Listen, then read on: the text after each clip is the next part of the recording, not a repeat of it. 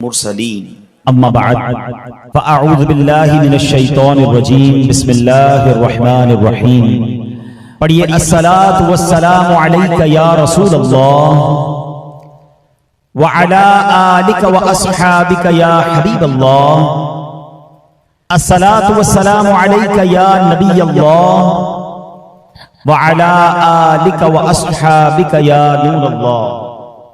درود پاک کے بے شمار فضائل و برکات ہیں۔ القول البدی میں ہے حضرت ابو عباس احمد بن منصور رحمت اللہ تعالی علیہ کو انتقال کے بعد کسی نے خواب میں دیکھا کہ وہ سر پر موتیوں کا تاج سجائے، جنتی لباس میں ملبوس، شیراز کی جامع مسجد کے محراب میں کھڑے ہیں۔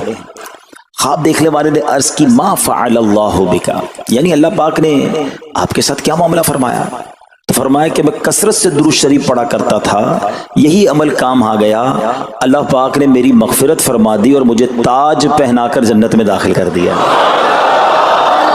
کیا بات ہے درود پاک کی! آپ یقین کریں، اگر میں آپ سے یہ کہوں کہ زندگی میں ایک مسلمان ہونے کی حیثیت سے اگر آپ اپنی خواہشات، اپنی ڈیزائرز کیا کیا ہیں لکھیں ذرا، کہ مجھے دنیا میں کیا چاہیے، مجھے مرتے وقت کیا چاہیے، قبر میں کیا چاہیے، مرنے کے بعد محشر کے دن میں کیا چاہتا ہوں، کبھی اکیلے بیٹھے نہ تو لکھیے گا، ٹھیک ہے؟ اور اب میں آپ کو بہت ساری حدیثوں کا کچھ نچوڑ پیش کرنے جا رہا ہوں، سنتے جائیے اور سبحان اللہ بھی کہتے جائیے۔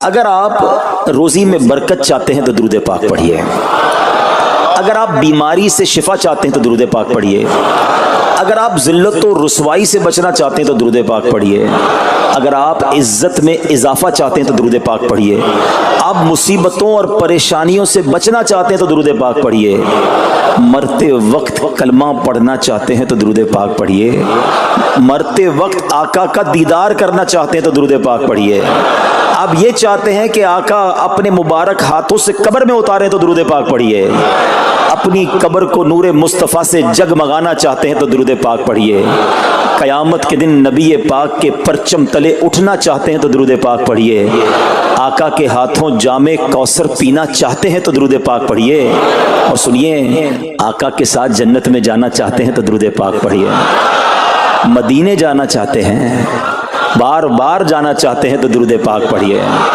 اور زندگی میں دیدار مصطفیٰ کرنا چاہتے ہیں تو درود پاک پڑھیے۔ کچھ باقی رہ گیا؟ اللہ اکبر یا رسول اللہ، مجھے بتائیے اور کچھ باقی رہ گیا ہے؟ ایک مسلمان ہونے کی حیثیت سے what ever I need in دنیا اور ان ہیئر آفٹر، دنیا اور آخرت میں جو کچھ چاہیے، روزی برکت والی زندگی، عزت والی، پریشانیاں دور ہو جائیں، بیماریاں دور ہو جائیں، ذلت و رسوائی سے بچا رہوں، ایمان والی موت ملے، جب تک زندہ رہوں مدینے آتا جاتا رہوں، آقا کی دید کرتا رہوں، آقا جنت میں ساتھ لے جائیں، اب کچھ باقی بچتا ہے؟ اب یقین کریں میں نے اپنی طرف سے نہیں بتایا، یہ جن کا کچھ مطالعہ ہے تو ان کو یاد آ رہا ہوگا کہ اس ہر جملے کے پیچھے کوئی نہ کوئی ایک روایت یا کوئی نہ کوئی حدیث موجود ہے، یعنی یہ سارے انعامات دنیا کے، قبر کے، حشر کے، یہ سارے انعامات نبی پاک نے درود پاک کی فضیلت میں بیان فرما دیے ہیں۔ یہ ایسے ہی شاعر نے نہیں کہا کہ ہر درد کی دوا ہے صلی علی محمد، تعویذ ہر بلا ہے صلی علی محمد صلی اللہ علیہ وسلم۔ پھر کیوں نہیں پڑھتے؟ یعنی اتنے سارے مسئلے حل ہو جائیں ایک ہی وظیفے سے۔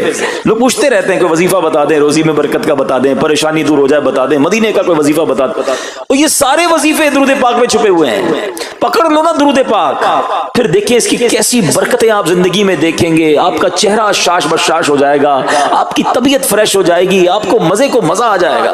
بس درود پاک کی کثرت پڑھتے رہا کریں، پڑھتے رہا کریں، انشاءاللہ برکتیں ہی برکتیں۔ میں بھی نیت کروں، آپ بھی نیت کریں۔ ایک اور خوبصورت بات بتاؤں، جو بڑی خوبصورت آیت ہے، میں سمجھتا ہوں شاید دنیا بھر کے عاشقان رسول کو یہ کم از کم آیت تو سب کو یاد ہوگی۔ کون سی آیت؟ ان اللہ وملائکتہ یصلون علی النبی या अय्युहल्लज़ीन आमनू सल्लू अलैहि वसल्लिमू तस्लीमा। मिलकर दुरूद पाक अल्लाहुम्मा सल्लि अला सय्यिदिना व मौलाना मुहम्मदिन तिब्बिल क़ुलूबी व दवाइहा व आफियतिल अबदानी व शिफाइहा व नूरिल अबसारी व दियाइहा व अला आलिहि व सहबिहि व बारिक व सल्लिम। अब ये जो आयत दुरूद है ना, शाबान के महीने में नाजिल हुई है, तो चलो नियत कर लें इंशाअल्लाह अब से रोजाना कसरत से दुरूद पाक पढ़ेंगे इंशाअल्लाह। आइए मिलकर मोहब्बत के साथ एक बार फिर दुरूद पाक सल्लु अलल हबीब सल्लल्लाहु तआला अला मुहम्मद सल्लल्लाहु अलैहि वसल्लम। मशहूर सहाबी हजरत अबू हुरैरा रदी अल्लाह तआला अन्हु फरमाते हैं कि एक मरतबा मैं रसूल अकरम नूर मुजस्सम सल्लल्लाहु तआला अलैहि वसल्लम की इक्तिदा में नमाज इशा पढ़कर वापस जा रहा था। मैंने देखा कि एक औरत अपने आप को पूरी तरह ढांप कर सड़क के एक किनारे पर खड़ी है और उसने मुझे पुकारा कि ए अबू हुरैरा जरा मेरी बात सुनो। आप कहते हैं मैं करीब गया, मैं खुलासा अर्ज कर रहा हूँ। तो उस औरत ने कहा कि मुझसे बहुत बड़ा गुनाह हो गया है, क्या मेरी तौबा कबूल होगी?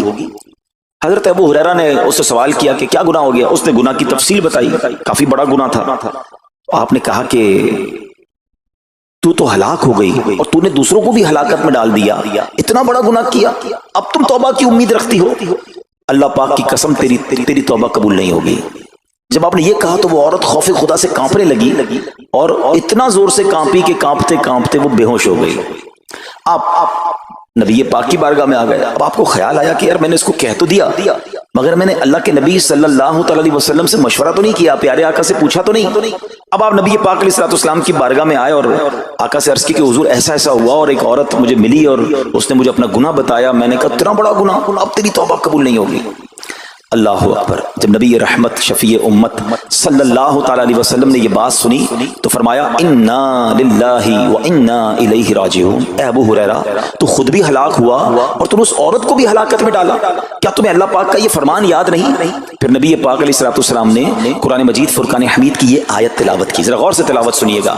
अल्लाह करीम इरशाद फरमाता है बिस्मिल्लाहिर रहमानिर रहीम इल्ला मन ताबा व आमना व अमिला अमलन सालिहन फउलाइका युबद्दिलुल्लाहु सय्यिआतिहिम हसनात व काना अल्लाहु गफूरर रहीमा।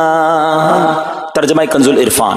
मगर जो तौबा करे और ईमान लाए और अच्छा काम करे तो ऐसों की बुराइयों को अल्लाह नेकियों से बदल देगा और अल्लाह बख्शने वाला मेहरबान है। हज़रत अबू हुरैरा ने जब ये आयत करीमा सुनी और प्यारे आका अलैहिस्सलाम का ये फरमान सुना तो आपको एहसास हुआ कि मैंने गलत मसला बयान कर दिया है। आप पर ये एहसास इतना गालिब हो गया कि आप मदीना मुनव्वरा की अब गलियों में आवाज लगाने लगे। एक औरत ने मुझसे रात एक मसला पूछा था, कोई बता सकता है वो औरत कौन है? आप सारा दिन मदीने की गलियों में आवाज लगाते रहे, मुझे उस औरत का पता बताओ जिसने मुझसे मसला पूछा था। अब रात हुई तो वो औरत आपको कल वाली जगह पर फिर खड़ी मिल गई। आप फौरन उस औरत के पास पहुंचे, उसे नबी पाक का फरमान सुनाया और कहा तुम्हें मुबारक हो, अगर तुम तौबा करोगी तो अल्लाह तुम्हारी तौबा कबूल फरमा लेगा। अब ये औरत इतनी खुश हुई कि मारे खुशी के कहती है कि मेरा एक बाग है, मैंने अपने गुनाह के कफारे में वो बाग राह खुदा में सदका कर रही हूँ। ये पूरा बाग है अबू हुरैरा में अल्लाह की राह में सदका करती हूँ।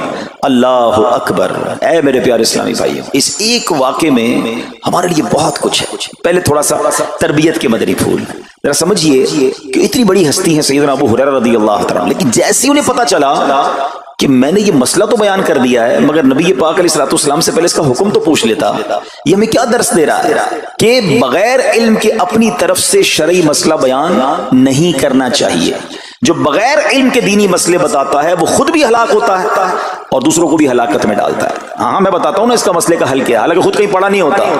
तो जब तक आपको इल्म नहीं है, आप जानते नहीं है, तो किसी मसले को बयान नहीं करना चाहिए। दूसरी बात कि अगर खुदा ना खास्ता कोई गलत मसला बता बैठा या बता तो दुरुस्त रहा था, बताते बताते गलती कर बैठा, तो उससे चाहिए कि इजाला करे, फौरन उसका जो भी इजाला बनता है वो करे। सैयदना अबू हुरैरा रज़ियल्लाहु तआला का इजाला तो देखें कि आपको जैसे ही पता चला कि असल मसला ये है, अब आप मदीने की गलियों में सदा लगा रहे हैं, تلاش کر رہے ہیں, پورا دن ڈھونڈتے رہے اس خاتون کو کہ میرے سے غلطی ہو گئی, میں نے اس کو غلط مسئلہ بتایا, تاکہ اس کو تلاش کر کے اس کو درست مسئلہ بتایا جائے. اللہ اکبر. صحابہ کرام کی ادائیں بھی کتنی نرالی ہوتی ہیں, اللہ ان کا صدقہ عطا فرما دے. اب ہوتا کیا ہے کہ کبھی کوئی غلط مسئلہ بیان ہو گیا, یا بیان میں, مشورے میں, درس میں کوئی غلطی ہو گئی, غلطی پتہ چل جائے, اب شرم آتی ہے کہ کیسے کہوں مجھ سے غلطی ہو گئی ہے, میں تو اتنا بڑا مبلغ بن کے گیا تھا, میں نے تو جناب اتنے پبلک میں بیان کیا تھا, اب میں کیسے بتاؤں کہ جناب میں نے یہ غلط پڑھ دیا یا غلط بیان کر دیا. حضرت ابو ہریرہ سب سے زیادہ جن کو حدیثیں یاد ہیں, مگر سچ بتائیں بات سمجھنے والی پتہ کیا ہے, جو لوگ یہ سمجھتے ہیں نا کہ یار غلطی ماننے سے عزت کم ہو جاتی ہے, سچ بتاؤ آج 1450 سال بعد حضرت ابو ہریرہ کا یہ واقعہ سن کے ہمارے دلوں میں ان کی عزت کم ہو رہی ہے, بڑھ رہی ہے؟ Simple is that. غلطی ماننے سے انسان جو ہے وہ نیچا نہیں ہوتا.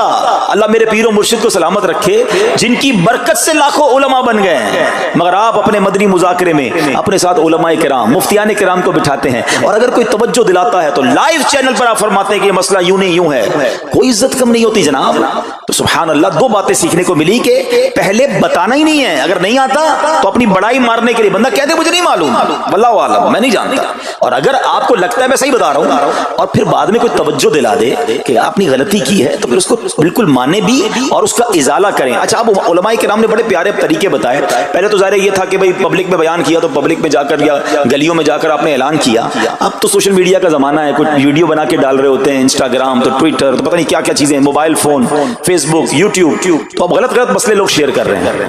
ایک یہ بڑا مسئلہ پتہ کیا ہو گیا, ہمارے موبائل پہ جیسے ہی کوئی ویڈیو کلپ آیا, کسی کا بھی آیا, یا کوئی پوسٹ آ گئی, کوئی فضیلت ہی آ گئی, نہ چیک کرنا ہے نہ کچھ کرنا ہے, اس کو فوراً فارورڈ کر دینا ہے. حالانکہ اس میں بعض اوقات غلط مسئلے ہوتے ہیں, بعض اوقات غلط حدیثیں ہوتی ہیں, ہمیں پتہ ہی نہیں ہوتا, ہم سمجھتے ہیں آگے شیئر کر دیں. اچھا, شیئر کرنے والوں کا بھی بڑا مسئلہ ہے. اگر کوئی وظیفہ, کوئی نفل, کوئی بھی چیز ہے, خود پڑھنی نہیں ہے, آگے 100 لوگوں کو بھیج دینی ہے, پہلے خود تو پڑھو. اچھا, خود بھی پڑھنے سے پہلے کہاں چیک کروایا؟ تو پلیز یہ شریعت کے معاملات ہیں, اس میں بڑی غلطی ہو سکتی ہے. تو اگر آپ کو کوئی بھی چیز شیئر کرنی ہے تو بیسٹ آپشن یہ ہے کہ dawat-islami.net, یہ دعوت اسلامی کی ویب سائٹ ہے, اس پر ایک گیلری کا آپشن ہے, آپ وہاں جائیے, وہ مفتیان کرام سے چیک ہوئی پوسٹیں پڑی ہوئی ہیں, آپ وہاں سے پوسٹ اٹھائیں, اس کو شیئر کر دیں, بنداس کریں, کوئی ٹینشن نہیں ہے, کیونکہ وہ علماء نے چیک کی ہوئی ہے. مگر ہر آنے والی پوسٹ, ہر آنے والی ویڈیو